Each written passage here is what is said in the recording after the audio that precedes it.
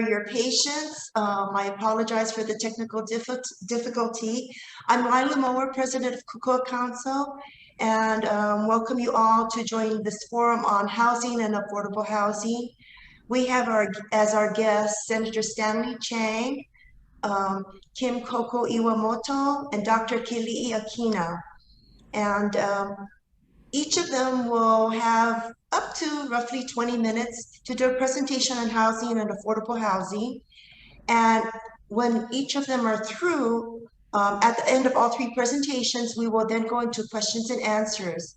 While we are listening to their presentations, I ask everyone who's not speaking to mute themselves and to close or cover your videos. I will be going into speaker view at this time, and I ask Senator Chang, we're going to call Senator Chang Stanley because we're very informal. I hope you don't mind. Stanley, if you could start your presentation, we'd greatly appreciate it. Thank you. Well, thank you so much, Lila, and to the Kokua Council for the opportunity to be here with you today. I will get started here with a presentation on a concept that I've talked about for a few years now called Aloha Homes.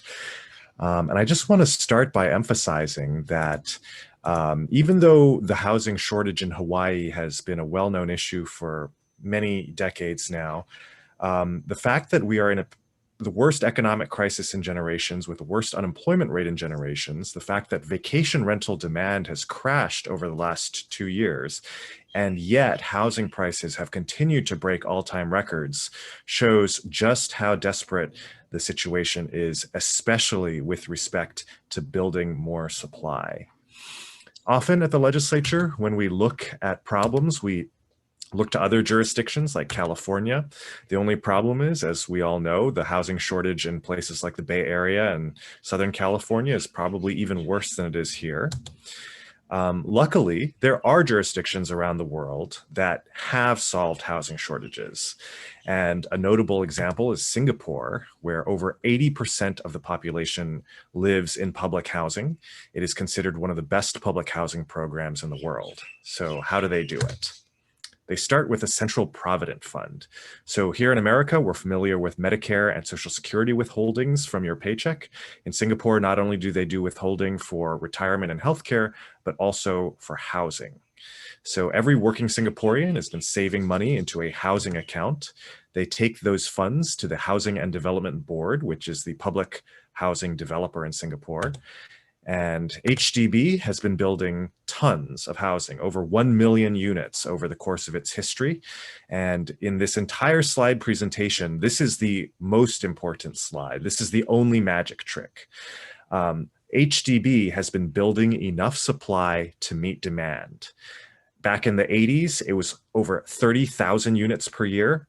Nowadays, it's more like 20,000 units a year. And in fact, they forecast how many units of demand they will have. And they actually build not just enough to meet the demand, but they build a little bit more because they don't want supply shortages. Just one developer is building about 20,000 units a year in Singapore. Here in Hawaii, the whole state is building about 2,000 units a year. Okay, so as a result, in Singapore, they have a home ownership rate of about 90%. In the US, it's only about 63%, and in Hawaii, only 57%. This is what you get in Singapore. It's a 3-bedroom, 2-bath unit, 969 square feet, new construction. These are some old numbers, but in Hawaii, you could certainly expect to pay in the high 6 figures, if not the 7 figures for that product. In Singapore, they sell that product for only $180,000. It's attractive, it's very advanced. They really take advantage of a lot of technology, including public transportation. On the upper right, you have a new town that is being built with no roads at the ground level in the town center. It's only public transportation and pedestrians. A lot of people ask, well, you know, when I was visiting Singapore, why do you have such a housing shortage in Hawaii? Is it because you don't have enough land? And of course we say we don't have enough land, but Singapore is less than half the size of Oahu. It has over 5 times the population. So it's all relative. So this is another key principle. There are many obstacles to housing supply, but in my opinion, they're not, the key ones are not technical. They're not based on engineering or even economics. The key obstacles are political. And so what we really need to understand is what it is that the people of Hawaii are asking for when it comes to housing. And so this plan that I've devised is called Aloha Homes, Affordable, Locally Owned Homes for All. And every piece of this plan is designed to address some of the objections, the reasonable objections to new housing construction that we're all familiar with, that we've all heard multiple times about different housing proposals. So let's walk through them one by one. So the first A is affordable. Okay, a lot of times people say, well, this housing that's currently being proposed is not affordable to local families. So what do I think is affordable? Well, we have to throw down a number. And so my number is $300,000, which you can buy for a down payment of $9,000 under existing federal programs. According to HUD, that's actually, these are old numbers, this is actually affordable to 49% of AMI, which is a family of four making about $64,000, which, you know, a lot of people don't do. But if you imagine a family of four with, you know, two parents, each of whom is working, they only need to make $32,000 a year each to afford this. And the monthly mortgage payment is about $1,500. So $9,000 down and $1,500. It also has to be affordable to the taxpayers. Back in 2018, there was a ballot question: should we raise property taxes to pay for education? And 70% of the voters voted no. It doesn't seem that there's a big appetite for large new taxpayer subsidies. So this will not be subsidized by the taxpayer. It will be a revenue neutral program, because profiteering off state lands is equally, if not more, controversial. So again, it's a revenue neutral program. L, locally. This might be the single biggest issue that we hear about, right? Is this housing going to have local people in it, or is it simply going to be built for wealthy overseas investors as parking spaces for their money? And my answer is it should be for local people. That means a Hawaii resident who is an owner-occupant and who owns no other real property. That to me is a local person, right? If you own no other real property, if you're an owner-occupant, you know, that's your home. And you don't have another home that you can easily decamp to. Now, O is for ownership. And what this means is a 99-year leasehold interest. And a 99-year leasehold interest, the significance of that is it will take you to the end of your natural life. Every person buying a home can be assured that they will not outlive the lease, that they will never have to move before they die. They will never have to deal with a rent increase before they die. Those are all the problems with housing insecurity that current renters have. So if you own a place for 99 years, you have housing security, and that's what ownership provides. Now, of course, because you have a 99-year leasehold interest, you can do anything you would do with a fee simple interest, i.e. you can buy, you can sell, you can pass to your heirs. And because you can resell and mortgage these properties, well, what's going to happen with the profits? Now, our proposal is, since we hear a lot of feedback that it's unfair for people to be able to receive windfall profits from the sales of, you know, public housing, to take 75% of the upside of every secondary market transaction, not just the first, so that you will never be able to get rich off these units. You can live in them, you can make a small profit, you can cover your costs of your improvements, but these will never be appealing as investment vehicles for investors. Okay, H, for homes. These are not shoeboxes in the sky. These are not tiny homes. They will have, you know, multiple bedrooms, enough to raise families, and they will have what is perhaps the ultimate real estate amenity, a 5-minute walk to everything, including public transportation, schools, retail, commercial, etc. It will be a good place for future generations to grow up in. And finally, A, for all. Okay, and this is perhaps one of the most controversial aspects. Absolutely not required. In fact, I strongly oppose a requirement of a first-time home buyer or any type of income restrictions whatsoever. Okay, public services are for the public. Public schools are for the public. Public parks are for the public. Public highways are for the public. There are no income restrictions on any of these public services. This will help to accomplish a number of things, one of which is income mixing. We have learned over the years that you know, when you concentrate poverty, a lot of negative consequences result. And so these would not be, concentrated poverty. Rich and poor would be able to live side by side. I believe that that is America. We live in a society where all are equal. And if the public schools are open to both a billionaire as well as to the homeless children, and if the billionaire wants to send their children to the same school side by side with a homeless child, I think we should be celebrating that.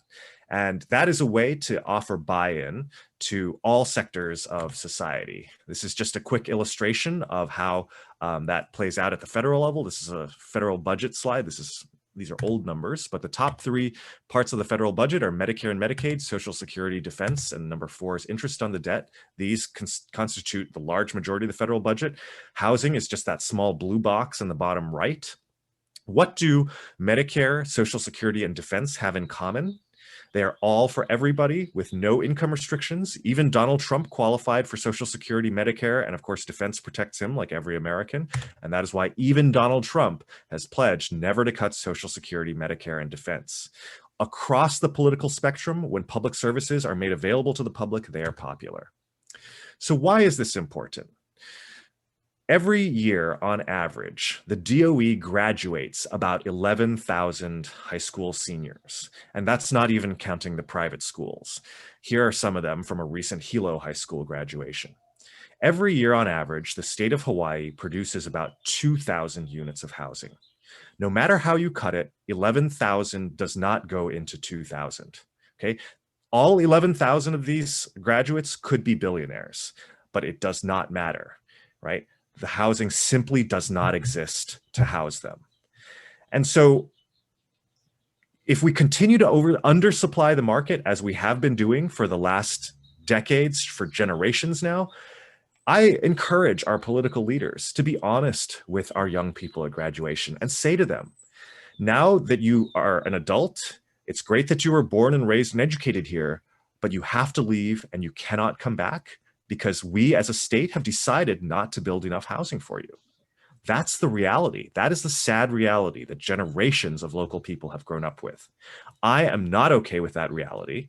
And that's why I've spent so much time now and so many years now to trying to find a way to make large amounts of new housing supply acceptable to the people of Hawaii. And here's just a quick slide overview of some of the features of Aloha Homes that we've included to meet the objections, the reasonable objections that local people have raised for generations now to affordable housing.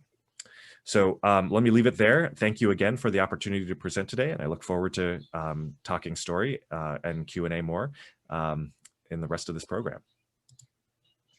Thank you, Senator Chang. Yes, I noticed this year and last year you presented a lot of innovative ideas on housing at the legislature. And well, I don't know if anything passed. Everything that I looked at was either sitting in committee or referred or deferred. But nevertheless, thank you very, very much for your innovative ideas. Dr. Akina, recently you had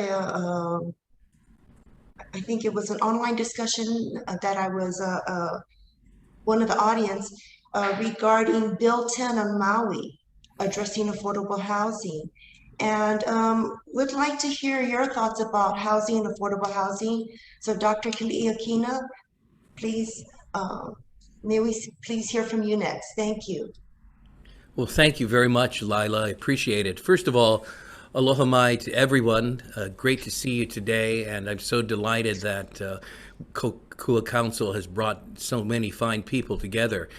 I really appreciate the invitation, Lila. It's just great to be able to be with you again. You're a good friend, and those of you at Kokua Council are doing good things in terms of educating the public.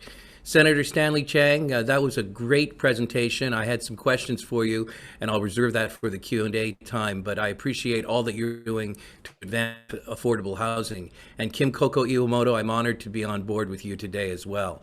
Those of you who don't know me, I'm Kelii Akina. I'm a trustee in the Office of Hawaiian Affairs, And I'm also the president of the Grassroots Institute, a think tank that looks at how we can come up with solutions for the problems that we have.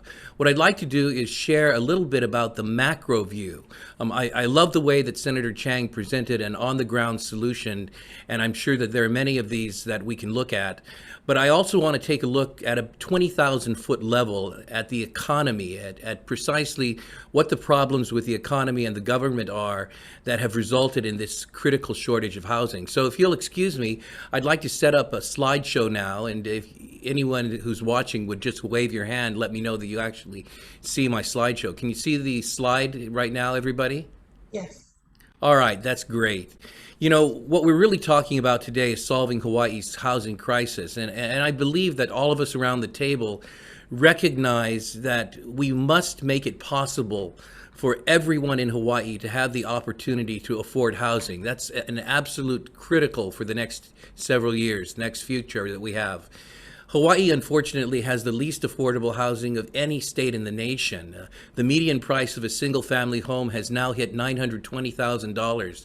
That's exorbitant, and it's led to a tremendous outflow of residents from the state of Hawaii.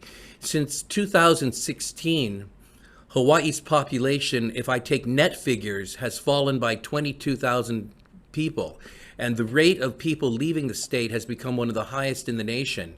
At the Grassroots Institute, we have a series of videos and stories of people who've left Hawaii. It's called Why We Left Hawaii. Here are a couple of them. Tom and Ikram Holman said, "The cost of living in Hawaii is just too much. Our tiny Hawaiian home was valued at $25,000 more than our 4-bedroom home and on 1 full acre here where they've moved." You've heard that story on the mainland over and over again. Ashlyn Sakaria said this, "I was born and raised on Oahu. In Hawaii, we could never think of owning a home, but here in Arizona, we actually have a chance to be able to buy a home. As hard as it was to leave Hawaii, we knew we had to do better for our daughter." How many of you have heard that story? I have 4 children, all of them grown now, living on the mainland, trying to earn their first mortgages because they know that in Hawaii, they're not able to do that yet. Last year, there was a survey done, you may have seen it. It showed that Hawaii's high cost of living, lack of job opportunities, and high housing costs were the top 3 reasons that people are fleeing the state. So let's go to that question. Why is housing so expensive in Hawaii, and what can be done about it? Well, David Kelii is a national expert on this, a former law professor at the William S. Richardson School of Law. He basically says that land use in Hawaii continues to be the most regulated in all the 50 states. It's the way our government regulates land use that creates an artificial shortage. He said it can take 10 years to build housing on a raw piece of land. Of course, the house only takes a few months to build, but getting approval to build a house can take a decade or more. And that's because housing in Hawaii is simply overregulated. Do you realize that we develop housing on less than 5% of the land? In fact, all of our urban and housing development takes place on only 5% of the land in Hawaii. And this means that 95% of our land is set aside for agriculture or conservation. And most of the agriculture land is lying fallow right now. Unfortunately, this has led to an artificial scarcity of land in Hawaii. The land is available for housing, but we just don't release it. So watch the pie chart really closely now, down at the bottom. I'm going to try to move you through this and show what happens if we simply allowed development on 1 percentage point more. That is, we move from 5% to 6%. That would increase the land available for housing by 20%. That's whopping. And what would happen is that the price point would come down if we don't sell it all to rich billionaires from Asia, which we can avoid doing. I'm glad Senator Chang is in favor of that. If we moved from 6% to 7%, increasing by just 2 percentage points, that would increase the land available for housing by 40%. Now let's do it one more time. If we moved from 7% to 8%, that would increase the land available for housing by 60%. And the basic economics lesson is that the price point would go down. And according to David Kelii, there would be no negative effect upon the availability of land for agriculture and conservation. Now, we've got to talk a bit about the State Land Use Commission. They are the ones with the oversight over these zoning districts. Any housing project over 15 acres that needs a zoning change must first go and get approval from the State Land Use Commission. Now, this adds tremendous delays to otherwise good projects. The LUC is a quasi-judicial body, which means that if someone intervenes in a hearing, it can throw a project into the court system where it can be delayed for years upon years. Then, if a project clears the LUC, they have to go through all of the same regulatory hoops and hearings at the county level. We've written a report at the Grassroots Institute called Reform the Hawaii LUC to Encourage More Housing. You can get that by going online at grassrootsinstitute.org. And by the way, it's grassroots, singular, no S at the end, grassrootsinstitute.org. Our report recommends allowing projects that are 25 acres to skip the LUC process. Some lawmakers, including Senator Stanley Chang, have rightly tried to pass that, and we've supported him in that effort. Unfortunately, those measures have not passed yet, so there's still more work to be done to educate the public and lawmakers about this common sense reform. Our report, Build Up or Build Out, which is a separate report, shows that Hawaii's housing shortage could be resolved if we just allowed either building up or building out. The report shows that allowing a house to be built out would be the least expensive way to produce more housing. But it isn't the only way to create housing. We can also build up. There are appropriate places to do so. But there are so many regulations that get in the way of that too. Height limits, for example, prevent buildings over a certain number of stories. Many counties in the state only allow 4 to 5 story buildings, and this significantly limits housing. Affordable housing requirements are another policy that can have unintended consequences over housing. These regulations require a certain percentage of the project to be sold at below market rates. For example, take the island of Maui. They're getting ready to enact a policy approved by their county council to require all 201H housing projects to be 75% affordable. What that would do is give Maui County the second most restrictive housing policy in the nation. It sounds good, but let's look at what that really means. The last time Maui County increased their affordable housing requirements, only 14 houses were built over the following 7 years.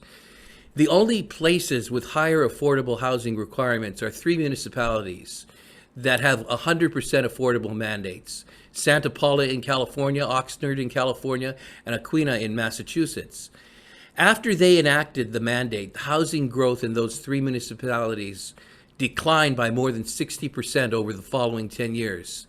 And I believe that Oahu lawmakers need to look at that very carefully as a lesson to avoid any attempts to increase the affordable housing requirement. Now, why does a higher affordable housing percentage become a problem for developers and producing housing? It sounds like something we would want. We would want to have a project maybe filled with 75% affordable homes that can be accessed by people with lower incomes. But the reality is, as they say in economics, there ain't no such thing as a free lunch. This has to be paid for. And if developers are paying for it, it's a real disincentive to building. Here's a real-life example from Council Member Yukile Sugimura, who gave this to me last week when I interviewed her on one of our interview programs. She said there's a project in West Maui whose total cost is $64.6 million for 88 units. That means it costs about $735,000 per unit. To sell the units as affordable, they need to guarantee that the house is actually sold for $350,000. Now, that's less than half of what it costs just to build it. Who's going to come and do that? What developer will do it? Under Maui's new 75% requirement, that means the developer would have to sell 3/4 of the units they build at a substantial loss. Now, the developer then needs to find other money to make up the difference. How are they going to do it? Either by raising the price of the remaining 25 homes they can sell, and that's going to contribute to inflation and the cost of housing, and it's going to put these massive millionaire mansions right there in the project. Or they're going to have to seek government subsidies. And what that means is that we as the taxpayers and the citizens of Maui are going to have to pay for the difference. The bottom line is that developers simply won't build the affordable housing. They'll go off and do other projects. The system is well intended, but the effect will be less housing for everyone. But what this does is force developers to create ultra high-end housing to compensate for the houses sold at below market prices. This contributes ultimately to the income disparity in a place like Maui. Now, this approach of requiring a certain amount of affordable housing for affordable housing projects can work if the figure is below 50%. But once the requirement reaches 50% or above, it becomes less profitable to build housing communities and more profitable to just build mansions. In other words, it's also a myth to say that developers would rather build mansions than affordable housing. We've talked to a lot of developers, and they really would prefer to build large-scale affordable housing projects, and doing so could be profitable for them. At the heart of the matter, the high price of housing is the result of our supply problem. And without enough housing, the price to buy and to rent both go up. In order to have sufficient affordable housing, we've got to ensure that there are incentives to build more homes.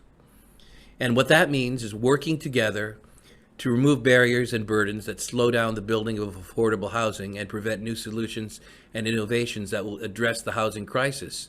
Now, for example, we have a report on our website produced by Grassroots Institute called How to Build Affordable Thriving Neighborhoods. This shows at least 50 ways to reform regulations to allow for more housing. Here are some examples. Waive some building code requirements for temporary homeless shelters. Allow taller buildings. Allow residences in commercial districts. Allow office parks and malls to build housing. Reduce the political approval process. If a project complies with existing zoning, it shouldn't require more than a planning department approval and building permits to proceed. Publish pre-approved plans for common projects like accessory dwelling units or single-family homes, then permit expedited review for projects using these plans. Allow smaller housing and smaller lot sizes. Additionally, we find ourselves in the good company of Senator Chang again, who sponsored several zoning reform bills that we supported this legislative session. These include block-level upzoning, which means to allow homeowners in a neighborhood to vote to increase housing density in their block, or allowing for the creation of fourplex units on lots where single-family dwelling units are permitted. Allowing religious and educational institutions to build residential units on their own land, regardless of current zoning restrictions. Requiring counties to authorize the building of detached dwelling units that meet certain minimum standards. While we might have different perspectives on the housing crisis and how to solve it, and while there are many potential solutions that are being debated, it's important to remember that we all share the same goal. We want to increase the supply of housing in Hawaii. We want to make it possible for everyone to afford housing. And with those shared goals, we should be able to work together. We like to say, e hana kako, let's work together. Well, I'd like to turn off for a moment my slide presentation and just conclude with this thought. I came here today to present to you some of the research of the Grassroots Institute of Hawaii, and I've done that. But as you know, I also wear the hat of a trustee in the Office of Hawaiian Affairs. And my heart is not only for all people of Hawaii, but for the Hawaiian people to be able to have the housing that they need and deserve. I believe that one of the solutions to our housing problems is to ensure that Hawaiians are able to get the housing we need. We've got to come up with solutions where the Office of Hawaiian Affairs and the Department of Hawaiian Homelands work together to end the 27,000 person waiting list for Hawaiian homelands. And there are many innovative solutions that are being developed. I'll be glad to respond during the Q&A time to these.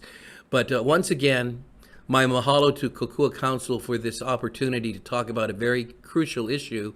And I'm just so glad we're all working together to provide housing for everyone in Hawaii. Thank you very much. Thank you, Dr. Akina. Obviously, our program is not long enough to talk about all the solutions and all the concerns we have for this decades-long problem. Next, we have Coco Iwamoto, who will talk to us about not just affordable housing and housing ownership, but housing in terms of rental housing. Coco, you're up. Thank you. Thank you. Thank you so much, Lila, and thank you, Senator Chang and Trustee Akina. I was so glad that I got to hear both your presentations. Unfortunately, I missed Senator Chang's presentation in the past, so it was really great, and it was so nice I apologize, I don't have a PowerPoint. But I do want to share how I got involved in the issue of housing. I was working as managing attorney of Volunteer Legal Services Hawaii previously, and I decided to become a foster parent. And some of my kids, foster kids, were previously homeless, previously incarcerated. And one of the ways that they were, I needed to be really present for them. They were going through high school. So I decided to invest in a small apartment building in the Ala Moana area. And so I put a down payment down, I got a mortgage. I started fixing it up. And wearing this new hat allowed me flexibility to attend school functions. So within a year of fixing up it's a very small apartment building, but within a year of fixing it up, repainting it, planting some palm trees, I was approached by an interested buyer, and they're like, "Oh, we can give you 100% return on your investment." It was like when it was 2004, and then so it was around 2006 as the housing bubble was reaching a peak, and they offered offered me a lot of money. It was insane. And I was like, wait a minute, my current tenants at the time, some of them had been there for 30 years. And I was trying not to raise the rents. And I'm like, wait a minute, how are they going to afford their mortgage if they're buying the building from me for so much more money? And then how will they meet their mortgage payments if obviously they would need to increase the rents for everyone in the building by an exorbitant amount. And I realized at that moment that I would have to be a part of the problem for affordable housing in the urban core, or part of the solution. And obviously I decided to keep the building and to really be more, it kind of woke me up to the, what's going on in terms of other people just buying and selling and flipping properties for investment, and it hurting the local families who are living in these dwellings. So and so then I started to expand. I started getting calls. I didn't know much about Section 8 at the time, and I would get calls from people because I would actually in my ads I would say, "Oh, please be able to show that you earn 3 times the amount of the rent that I'm asking." And of course, it would be impossible. And then some in Section 8 would be like, "That's not even possible." So I learned more about Section 8, and eventually I started renting to individuals with Section 8. And actually, so what happened that during this current recession where everyone's losing their jobs, those individuals, and I think a lot of landlords have been experiencing this, but diversifying your rental portfolio, meaning tenants, if many of them or half of them or a significant portion of them have Section 8, it's actually really great because it carries you through those times when people start losing their jobs and they can't make their rent payment. Section 8 is guaranteed by the government. So as the individual's income rises and falls, that Section 8 fills in the gaps so that the landlord is protected, or at least that relationship is protected. And I want to share with you one family. And I also started thinking, and since I was renting to Section 8, I'm like, whoa, let's go even deeper. I said, I want to go find one of the programs who are actually getting working families who are homeless and getting them into permanent housing. So I reached out and I found one of the first families. It was a family of 3 kids and a father. They were all living in a van. And they actually had a voucher, Section 8 voucher, to get a 3-bedroom apartment, but there were none. And so when he met with me for the 1-bedroom unit that's the only one I had available. And I said, but your voucher, you can get a 3-bedroom. He's like, well, you know what, there are no 3 bedrooms. Your 1-bedroom is way bigger than our van. We'll take this. And so, and what was really interesting, and he was working, so Section 8 basically just gave him, I think the voucher that he was using was for like $200 because he was making enough, and that was just the amount that Section 8 identified that he would need to meet his rental payment. By getting permanent housing, he was able to get 4 raises in that first year. He'd been employed during the period that he was homeless, he'd been employed by the same person. But after he had permanent housing, he was more reliable, and he got raises. And now suddenly he found himself not eligible for Section 8 anymore. And so, which is fine because he was making more. It worked perfectly. I actually lowered his rent a little bit so that he could, he wouldn't be struggling and they could be fine. But he's been there for many years now. And so that whole Section 8 system does work amazingly. And I encourage private landlords to think of this as an option of diversifying their portfolio. Also, Partners in Care, I just joined the board of that organization, but they are the Oahu-based continuum of care for any service providers working with the homeless community. But they have a landlord engagement program, and they actually offer like a trust, like a fund. If something happens in one of your units and you're renting it to a previously homeless family and something breaks, that they'll actually, there's money sitting there that they can, you know, share with the landlords to repair things if something breaks. And the good news is that they've actually made very few payments out of this trust because families aren't breaking things as much as people thought they might. But anyway, so it's a great opportunity to partner with community programs. When I was, and so I want to speak about, so that's one of the things, like flipping properties has a huge negative impact on affordable housing in Hawaii. I would love it if our lawmakers, or maybe this is on the city council level, maybe on the state level, but if we're able to work on doing a scaled conveyance tax. One of the interesting things is that during this pandemic, during this economic recession, we found that home sales were still going up. It was, you know, the realtors are still making money, homes are still being purchased. Why didn't we actually try to maybe increase the conveyance tax as soon as the pandemic started?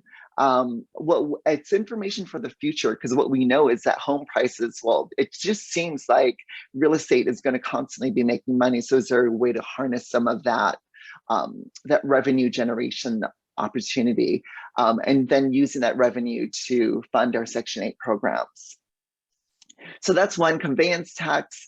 A conveyance tax that actually also works that you pay a higher conveyance tax if you keep the property for a shorter amount of time. For instance, in my situation, when I was approached by the buyer, soon after I purchased and fixed up my building, if I sold it, there should be a higher rate of conveyance tax to discourage me from doing that, right? Because it's going to cause everyone's rental rates to go up. So doing a scaled conveyance tax to discourage and disincentivize flipping of property would be really important to keeping rates lower. Obviously, you know, with the Airbnbs, that's another issue. With the proliferation of Airbnbs, you can track the skyrocketing of rental rates across Oahu. Again, I've been following this since 2004 as a landlord. So we didn't have Airbnb back then. So once it started happening, rental rates for local residents skyrocketed. And then actually during the pandemic, more of these Airbnb units started re-entering the market, and it did bring the rental prices down a little bit. It did adjust. So that's a clear indication of the impact it's having. Also, one of the things I researched recently is I found that Hawaii has one of the highest rental rates, number one, but also has one of the highest vacancy rates, meaning between all of the homes that people are parking money here in Hawaii, so they're leaving their units vacant, and also landlords not willing to bring their prices down quicker, like to adjust with the fluctuation. So even during the pandemic, I met landlords who refused to bring their prices down, but they had 3 units in their small building, and they just didn't want to bring the price down. They were just afraid that they were going to get, that they just didn't want to adjust to meet the market where it was at. So they just said, we'll just leave it high and empty. So we have a high vacancy rate as well as a high rental rate, which is really disturbing. One of the ways or solutions to address that would be an empty home fine or empty home tax. Obviously, helping then landlords or homeowners calculate whether or not it's worth it for them to leave the dwelling vacant, or is it better if they just lower the price and get it rented quicker? And empty home tax is there was a report actually commissioned by the City and County of Honolulu, and it's on their website now if you look under housing. And it basically addresses the revenue options for taxing property owners, again, who park their money here in Hawaii and leave their dwelling empty and vacant. Even just taxing 1% on homes, on these homes that they're habitable dwellings that are vacant, could increase, like, you can actually raise like 500 million in revenue in the first year by just charging 1% of the assessed value. One of the reasons why so many wealthy people park their money here is because of our property taxes are relatively low, considering the value of the experience that they're getting by parking their money here. So that would be that's enough. So do we want to discourage that by actually increasing the personal home exemption that if you live in your dwelling, you're allowed to apply for this personal home exemption, but also then raising property taxes. So the only people who are paying an increased property tax would be those who are just outside investors, because those who are living in their own homes, or arrange it so that if you have a local resident who pays taxes in Hawaii living in your dwelling, that also would be eligible for a residential home exemption. And that would also increase people living here, and then businesses will thrive, because just looking at Kaka'ako proper, all of those condos that are empty, and all of the businesses on the ground level, all of those restaurants, hoping that they would have sold, more meals and more services at the hair salon to people who would be living in those condos, but now those condos are so empty that there isn't that same economic revitalization that I think HCDA was hoping for. And actually, Senator Ocasio did, who I'm working for now, and who was new to the Senate this year, but she did circulate a resolution, and it was never heard, but it did urge the HCDA to use its purpose and its revolving fund and its ability to fine through promulgation of admin rules to instigate this empty homes fine. And unfortunately, maybe it brought the idea to the forefront that HCDA could be used in this way, but it didn't get a hearing. But it's a start. Another issue is, I think a lot of the other speakers are putting out some bold ideas. And so one of the bold ideas I've been thinking about for a while is a moratorium on luxury developments, condos, luxury residential, anything on the luxury side, just stopping the permitting there and allowing all of the resources. I think, as Trustee Akina said, that he's spoken to developers and they're not against making affordable. It's just really, I think it really hurts them. So one of the things that happens when a developer who's doing a luxury development and an affordable housing development, they're competing, right, for land. They're competing for labor, and they're competing for resources. You even bid on things like cement. So all of these things are being bid against. So who's going to win? It's always going to be the luxury developer, because they can just raise the prices. But if you have a moratorium and you said, wait, until we build all the affordable, starting with the most need, meaning for the people who are homeless or and then work your way up to the AMI levels. But until we get our affordable housing needs met, we're not going to build any more luxury.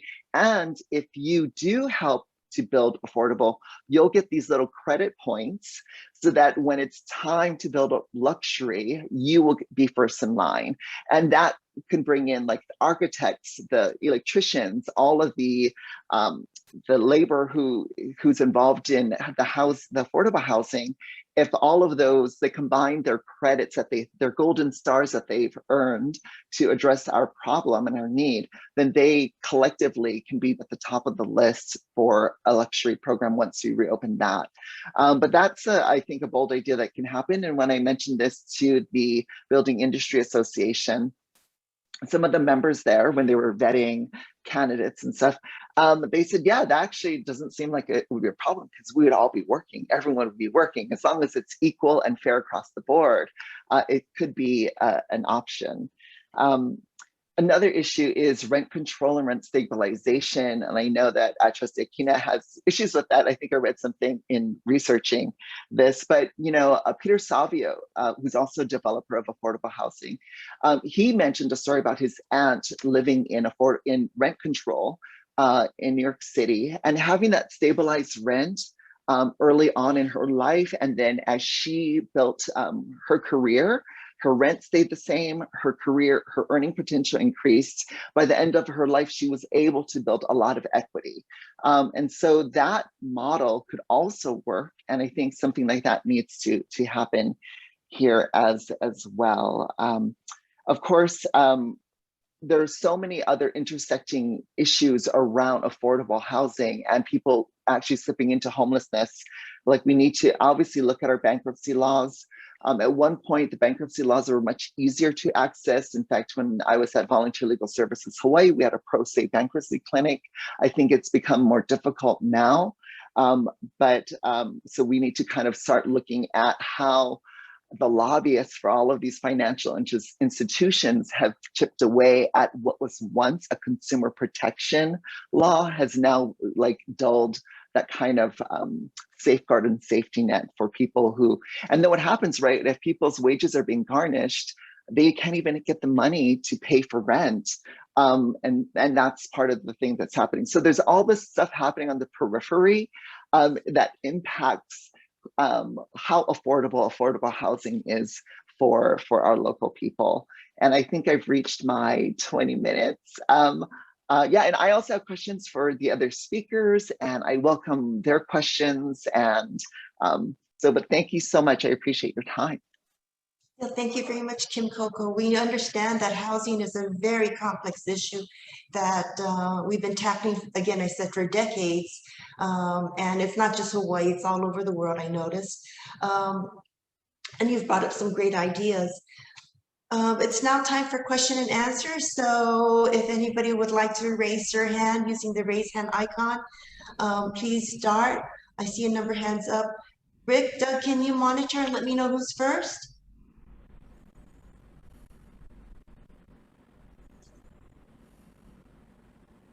Oops, trying to open everything up. Let's see. Oh, go ahead, Kathy. May I call you Kim? Kim Coco. Okay. I think some of your ideas sound wonderful, and if we could probably get a lot of people on board to want to build affordable housing by the tons, because there's lots of space that can be used. But do you think, I mean, the deplorable permitting situation is putting a lot of people off, and do you think, is there any way you think that would ever improve the permitting situation? So this is permitting for everything. I feel like, if you're a business and you just want to get your business started, there's all of I speak to business owners, they're talking about all these roadblocks, but I'm like, but aren't you guys the same business owners and the same developers who believe in smaller government? Aren't you the ones who want to pay fewer taxes so that the municipalities or the state hires fewer people to do the work? I mean, so you can't say smaller government and then go, wait a minute, why is it taking so long for this work to get done? I mean, you can't have it both ways. And obviously what happened with this whole permitting scandal at the city and county of Honolulu is that, yeah, there's only a few people, so they're taking bribes to get cut to the front of the list, right? I mean, would that have been a problem if they just hired more people to do the permitting, if they just said, you know what, it's worth it to pay more taxes for the wealthy to pay their fair share of taxes so that we can have more government services so that the wealthy can make more money? I mean, I feel like you can't ask for it both ways, but maybe Trustee Akina has something to say about that. Thank you, Kim. Doug, your question? Well, she asked Hi, Kelii yeah. something. Oops. Aloha. I'm sorry, I'm trying to do my unmute there. Thank you. Kim, thank you so much for inviting my thoughts on that. I think we've got to strive for a society where we can allow people to have the opportunities that they want to go after, regardless of their station in life. And we've got to have a safety net, and we have to also have the opportunity to achieve great things in one's life as well. We need to learn how to balance these together. One of the stories that Confucius told is that he had visited a prince, and the prince asked him what he should do next, because Confucius had told him, make sure that you see that people have the food they need, make sure that they have the safety they need.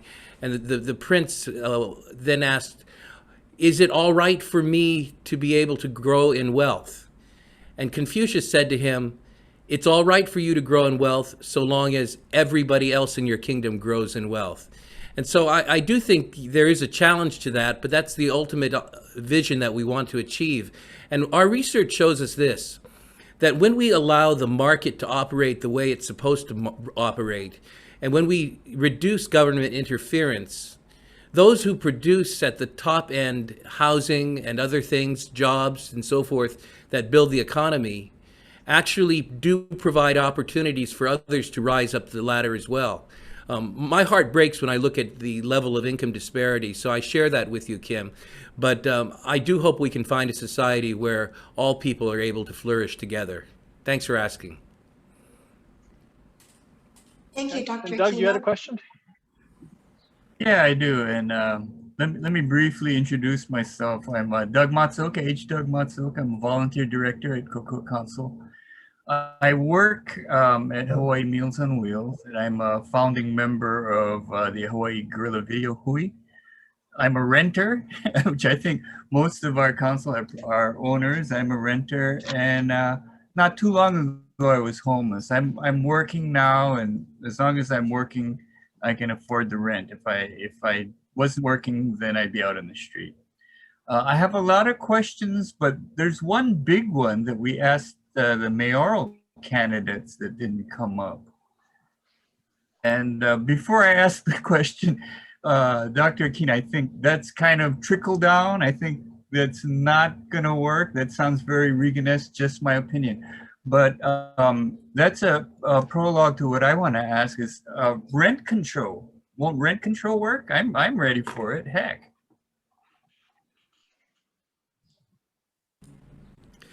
Well, thanks, Doug, for that question, if you were intending it for me. First of all, I don't promote the idea of trickle-down economics. We're not looking sentimentally at trying to allow the rich to become massively rich in the hope that they will somehow benefit the poor. I think what we have to look at is a society that balances the role of government to regulate and the role of government to allow individuals to pursue their visions. And what I've been trying to point out is that one of the major reasons for the shortage of housing is the over-regulation of government in the market. That's not to say that there shouldn't be government regulation, but we've shown very clearly that the supply of housing has been reduced through an artificial scarcity, and that affects the basic supply and demand and the price point. If we can simply solve some of the factors with the LUC and our zoning rules that cause that to happen, we will stop disincentivizing the creation of a market that allows everybody to succeed. Now, with respect to rent control, I don't want to get into the specifics there. We have some studies that we can refer you to with regard to that. But that's one of many, many, many measures where the government piecemeal attempts to interfere with the free working of the market. Now, the free working of the market doesn't mean let's let ethics simply go aside completely and base this upon Gordon Gekko's idea that greed is good. The free working of the market means there should be a minimal role for government to provide for the protection of contracts, to provide for the overall framework in which economy can work. And then we are able to let economic players pursue incentives, regardless of what level of the economy they're at. And that free exchange between parties results in goods that people can benefit from.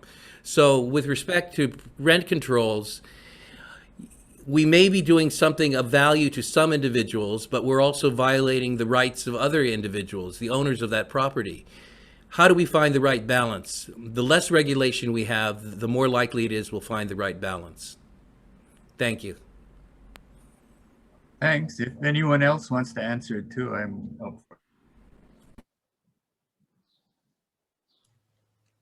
I guess I'll jump in. You know, a lot of people ask me why Aloha Homes is ownership based and not rental based.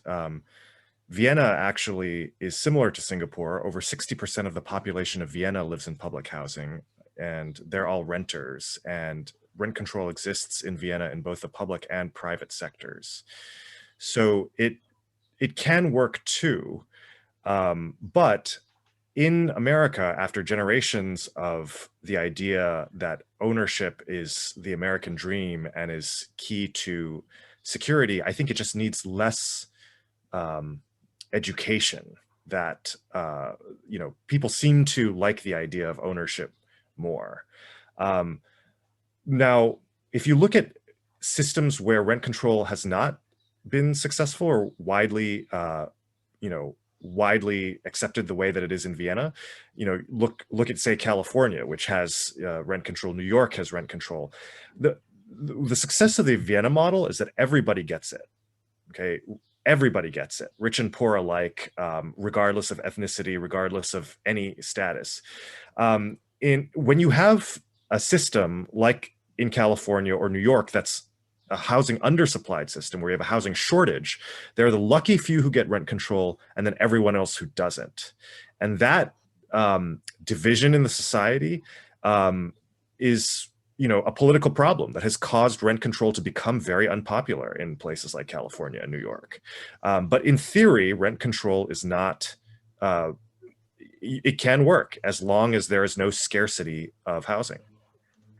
Well, actually, so sorry for jumping in, but I have friends who are in an apartment building in LA in West Hollywood who have rent control, and they didn't enter this apartment as low income people. They were working professionals. Yeah, so their rent is stabilized and they're able to now build equity. But you know, what's interesting though, your Aloha Homes model, when it's leasehold, that is a long-term rental with the allowance that you can sell the remaining lease. You know, so that's interesting. That's what I was surprised by that in watching your presentation. I'm like, oh, leasehold. One thing that I didn't hear you mention was, is there a monthly maintenance fee? Because that's a thing that renters do not pay, and that's what might be different, because renters don't pay a maintenance fee. It's all built into their rental remittance. But the leasehold, would that include a monthly maintenance, Stanley, Senator Chang?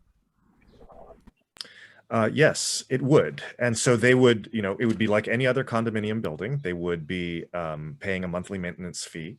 As you heard me say, I would be proposing a 75% recapture of the profit for every secondary market transaction, not just the first. And my hope would be, not my hope, the program would require that these funds go back into the operation and maintenance and repairs of these towers. As we all know, when condo towers age, spalling concrete, elevator replacements, there are very expensive maintenance bills. And so by recapturing those profits, that is a potentially very large source of revenue that can help keep the maintenance fees as low as possible.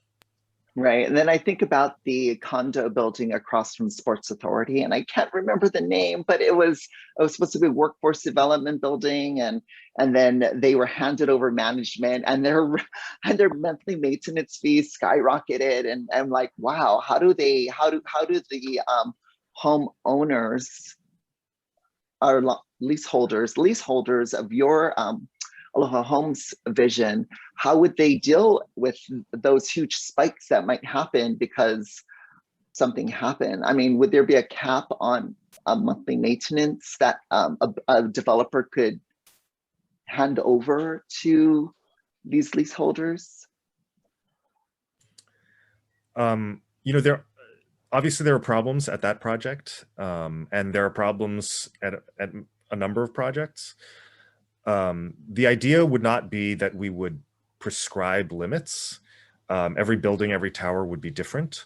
But structurally, because there is this revenue source coming into the towers in the form of the 75% recapture, that, you know, that would be a potentially very large and significant way to help pay for repairs and maintenance that would not be coming out of the pockets of the existing owners. And that would have the further effect of, you know, benefiting. So if there is turnover in the building, that would actually, the more turnover there is, in theory, that would actually benefit the existing people who want to stay more. So, you know, if you bought in at a low price and you don't make a lot of money, you were one of those original people who could only afford the $9,000 down and the $1,500 a month, you know, you would be benefiting by having your maintenance fee go down if there are resales of the, you know, units around you. And everyone would benefit from the higher level of maintenance and repairs just in general. And, you know, in Singapore, they, you know, in America, we sort of think of public housing as, you know, under poor, you know, maintenance and so on. But in Singapore, they replace, I mean, everything is much more efficient, and they just assume that, you know, if there's a broken light bulb, that it'll be replaced, you know, within a couple of hours. And I think they pay their maintenance fee something like 25 or 50 US dollars per month. So, you know, it's a real world. These are not pie in the sky ideas. These are actual ideas that do work. I have a Kelii, question go for, yes, thank you very much. I have a question for Senator Chang. Thank you very much for that excellent presentation you gave to us today. I really believe that you are at the forefront of providing a bold and visionary look at what we really need to move into in the long run. And I'm so glad that you took the time to go to Singapore and see the model that they have there. I do have some questions in terms of feasibility as to how applicable that can be in Hawaii. There are naturally some differences between Singapore and our state and county governments here in Hawaii. And I'm sure you've wrestled with the question of how feasible getting Aloha Homes off the ground and maintaining it would be. A couple of questions I have with regard to that would be, first, on the financial level. The financial capacity of Singapore dwarfs that of Hawaii and our counties here. The Hawaii Executive Collaborative recently released information showing that we have at least $88 billion of unfunded liabilities here at the state that are currently due. And so our financial stability is very, very different. And secondly, our management capacity is also very different in terms of developing large public sector projects. Case in point, of course, is the rail project itself, which ultimately has been a real challenge, both in terms of management and development and in terms of financing. So given those thoughts, Senator Chang, how do you address the feasibility of Hawaii with our capacity to be able to execute an Aloha Homes program? Yeah, you know, that's a great question. And obviously there are limitations in our system. We discussed some of them earlier with the problems that DPP has experienced in recent years. But, you know, we have to start somewhere. And speaking of Singapore, Singapore, first of all, was invaded, and tens of thousands of people were massacred during World War II by the Imperial Japanese Army. So that was pretty traumatic.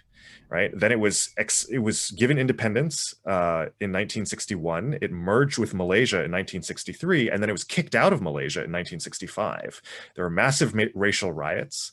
Other countries, like the People's Republic of China, were sponsoring, you know, large movements to replace the government during that era. And there was a huge fire in 1961 that left 16,000 people homeless. I should also say, you know, even though we think of Singapore as this gleaming first world financial capital today, back then it was one of the poorest major cities in Asia. It was poorer than Manila. It was poorer than Saigon. It was not considered a model of governance at that time.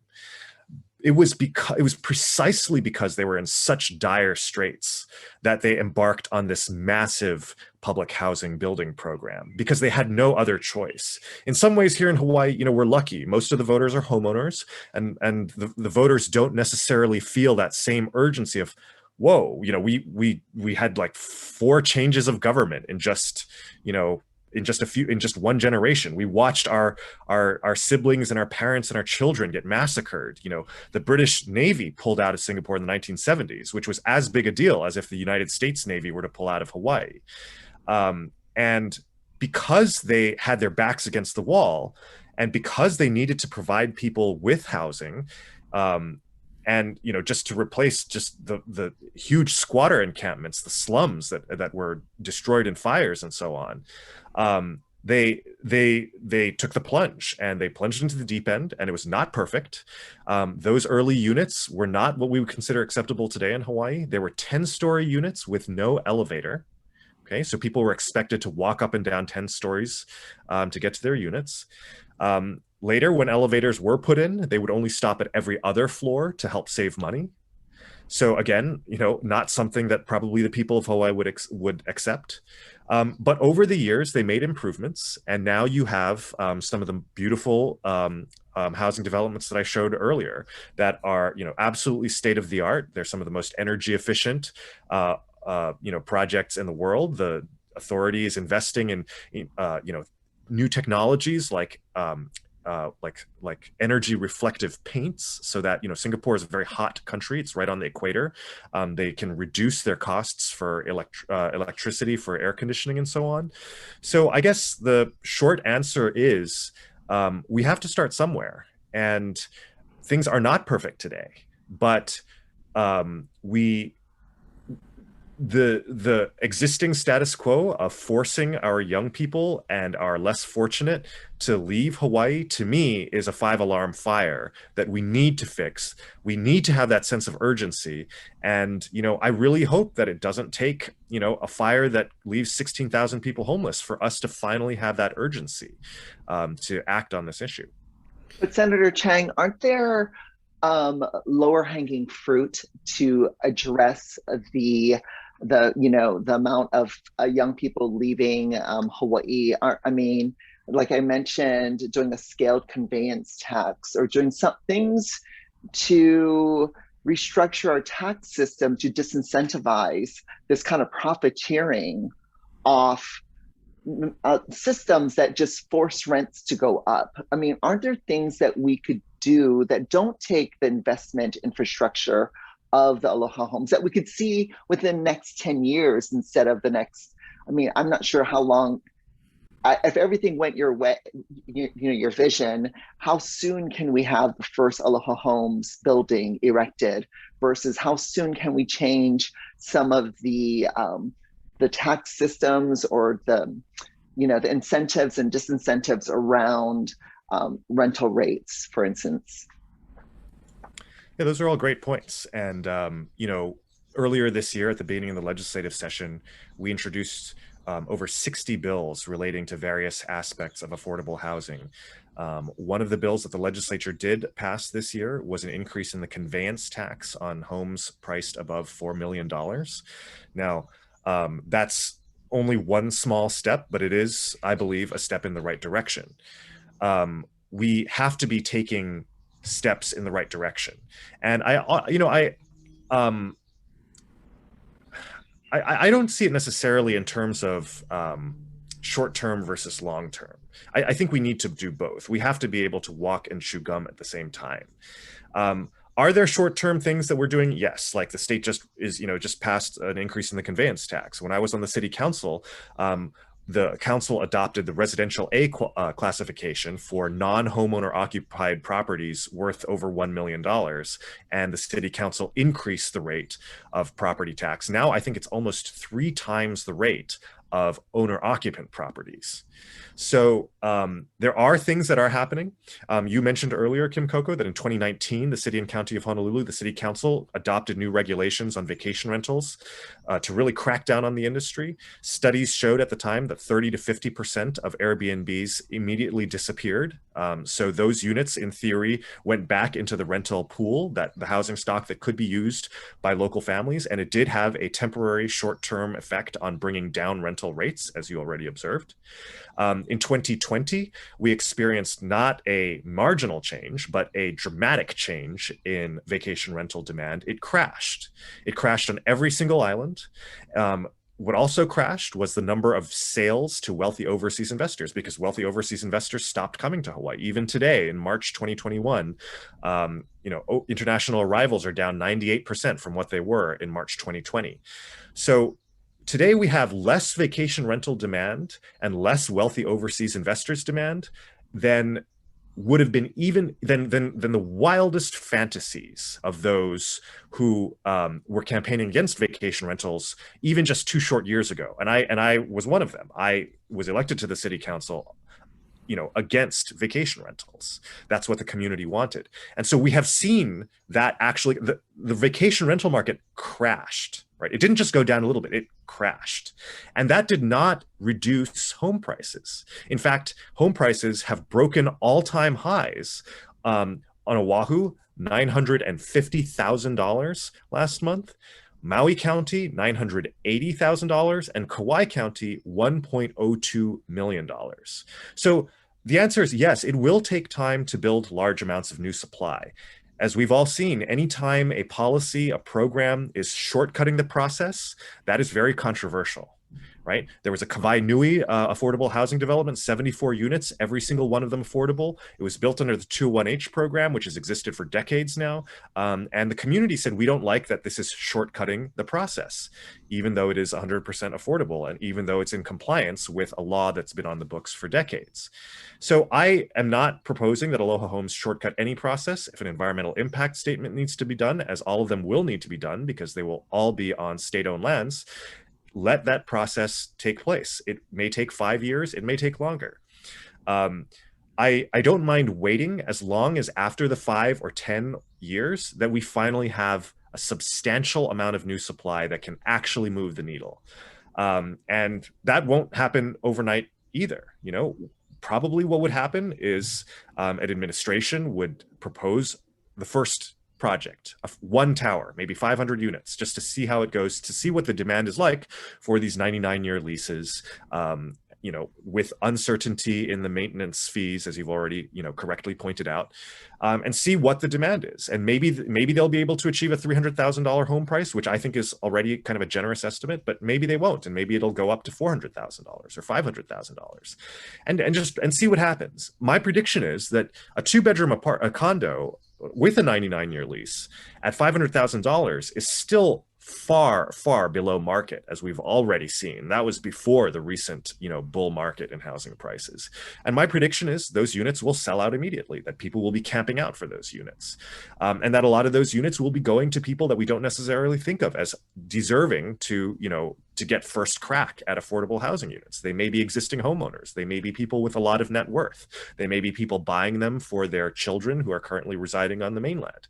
And because all of these inequities are real, and because all of these inequities are inevitable when you're introducing a program with much smaller supply than there's demand for, I think there will be an outcry from the population. Hey, we can't just build one tower of this. The demand was enormous, right? We need to be able to sell these units to people who aren't just, prepared to stand in line for 2 weeks, and who already have, the qualified mortgage or can pay cash for these units, right? We need to be able to make this program available to everybody. At all levels of income, even if it's really hard for them to scrape together the mortgage and the down payment and so on. And I think that will provide some of the impetus to gradually roll out this program. There will be an outpouring from the community. At least that's my optimistic viewpoint. It will take time, but we have to start somewhere. And that's the bottom line for me. I very much appreciate what Senator Chang and Kim Coco are saying. We need to have both a long-range picture and get started as soon as possible, and we need to take actions in the short run as quickly as we can. There are things we can do now and things we have to do in the future. And as Senator Chang pointed out, Singapore has come from such a low position and has achieved so much in the last century that we can look to that as perhaps not a model for Hawaii, but a vision for where we can go in terms of Hawaii. There is one thing that I think Singapore has done particularly well that has led to their ability to provide housing for their people. And it has to do with the operations of the free market. On one hand, in terms of political freedoms, Singapore is not necessarily the leader in the world, but in terms of allowing market freedoms and the operations of a marketplace that attracts capital and actually gives incentives for marketplace solutions to all needs in society, Singapore is definitely ranked as one of the most innovative places in the world. And that's really where I think we need to learn a lesson. We need to recognize that over-regulation by government and interference with the marketplace prevent the development of capital, prevent the incentives that will cause housing to be built naturally. And we've got to really loosen up on that in order to make Hawaii a true economic engine. And that economic engine is what's going to drive the supply of housing. That's what's going to make housing available to everyone at every level of the economic ladder. And the more we can do that, the better off everyone will be. That's something that I'd like us to promote as we continue to work together on various solutions. But Trustee Akina, correct me if I'm wrong, Senator Chang, wasn't the Singapore plan and what currently exists in Singapore, it's a socialized housing situation. It feels, I mean, just like you mentioned, the military, Medicaid, all of those things, the people themselves are putting money to subsidize the housing. So it's not like what, I'm sorry, Trustee Akina, that what you're proposing, which is free market. If you're giving praise to the Singapore model, you're giving praise to a subsidized socialist housing approach. Well, Kim Coco, thanks for raising that question. Oftentimes, categories can easily be confused. On one hand, there are political structures, such as whether a society is more democratic or more socialist. On the other hand, there are actual economic structures, and these are not the same thing. For example, take communist China. Politically, it is socialist, politically it is communist, and yet it has economic zones in which the free market operates, such as in parts of Hong Kong and throughout other economic zones, Shenzhen and so forth. So what I'm talking about is not the political structure, nor the social structure. I'm talking about whatever that happens to be. There are things where government can actually help the operation of markets or interfere with the operation of markets. And we need to come together and agree on getting the government out of interfering with the development of, or the operation of markets. Thank you.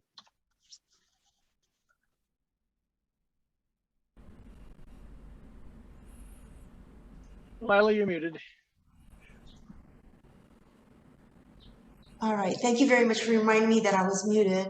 I'd like to thank our three guest panelists. It was a very interesting, educational panel today. Learned a lot, different points of view, very meaningful, valid points of view for us to think about and discuss among ourselves. Kokua Council is an advocacy organization, and one of the ways we advocate is to educate, and I think we certainly got an education today. Thank you very much. Senator Chang, Dr. Akina, Kim Coco, really appreciate your participation. So sorry that we have to end at 1 o'clock. I'd like to give each of you an opportunity to do a short wrap up. So if we may start with Senator Chang. Well, I just wanted to say thank you again for the opportunity to be here today, and to my co-panelists, Trustee Akina and Kim Coco Iwamoto. I think I really appreciated the chance to engage in a robust policy discussion on various aspects of not just our plan, but the current state of the housing situation today. And speaking of that robust discussion, I just wanted to point out that despite our differences politically and ideologically of the three of us, I think we have a very extremely politically diverse panel, to say the least here. I think there's a surprising amount of overlap. I think what we're all saying here is that we do need to build housing that is affordable to local people, that should not be used as vehicles for investment, by wealthy overseas investors, that local people should have the opportunity to live here, that we should be acting more aggressively with governmental policies to address this shortage, because it is severe, and we should be looking outside of the box at jurisdictions both nationwide and globally. And I'm, pleased that over the last years, we've been able to introduce a number of those concepts. While very few of them have made it to the finish line legislatively, I really think that it's dialogues like this, where there are stakeholders from across the spectrum, that will help bridge those gaps. And I continue to look forward to working with Coco Council, with our co-panelists on consensus views on bills that I think we can all agree on, and also on measures that may, that need a little bit more time, a little bit more study, a little bit more discussion before they come to fruition. And I don't think this is going to be solved overnight. As they say, the best time to plant a tree is 20 years ago. The second best time is today. And we have to start somewhere. And I think it's discussions like this that do make me hopeful that we are starting. So thank you. Thank you, Senator Chang. Dr. Akina? I want to congratulate the members of Kokua Council for putting on this program and for your educational endeavors. They're very important. And Lila, thank you for moderating today. I was just very honored to be on the same panel as Senator Chang and Coco Iwamoto. Such wonderful people. I respect both of them, especially their commitment to helping Hawaii become a better place. And I think that's what unites us together. I believe we have to have more conversations like this, where it becomes evident that we share at our heart more than we differ in. In particular, I believe that we are all passionate about the vision of seeing that everyone in Hawaii is able to afford housing. Hawaii must be a place where the people can pursue their dreams and goals and achieve them without having to leave Hawaii, or without their children having to leave, unless they really want to do that. And I believe that as we hana kako and we work together, we'll find such solutions. I think that's very important. At the Grassroots Institute of Hawaii, we are looking for solutions that are research-based, scouring the nation and the world for best practices and bringing them to our government. And as we work together on improving the quality and capacity of our government, we hope that that will protect and build a society that will be able to thrive. And so really honored to be here today. Thank you to my fellow panelists and to the Kokua Council. Much aloha. Malama pono, everyone. Thank you, Dr. Akina.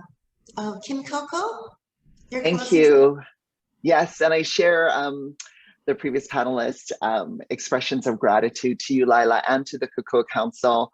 I learned a lot, so thank you so much to Senator Chang and Trustee Akina. Thank you so much for preparing the slide presentations, and just like Senator Chang said, just starting the discussion wherever we are today. That's the most important thing.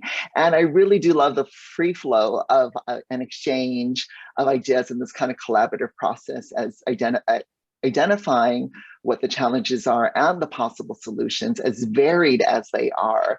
So thank you so much. And one thing for Trustee Akina, the one particular slide of the pie chart with ag and conservation and a small portion of urban or housing, I would have loved to see the military piece there. And then if you expanded the urban and you took away from something that we're envisioning, as Singapore has had that experience of what it would look like with less military presence and more room for housing. So thank you for that. And maybe you'll modify your slide. All right. Thank you very much to our panelists. It really was an enlightening, interesting discussion. I'm glad you had the opportunities to discuss, and we had the opportunity to hear the exchange of ideas. I enjoyed the collaborativeness of this all. Thank you very much, our audience, for joining us today. We hope that you stay well, malama pono, and we'll see you again in the future. Thank you, panelists. Aloha. Thank you much. Thank you. Okay, I stopped the live stream. So thank you very much, Dr. Akina. Mahalo, Lila. Chang. Mahalo, Stanley. Mahalo, Kim. Thank you, Kim. Well done. Thank you so very much. Aloha. And see you soon. Thank you. Bye-bye, Thank everyone. You. Aloha. Thank you, Dr. Akina. Thank you, everyone. Aloha.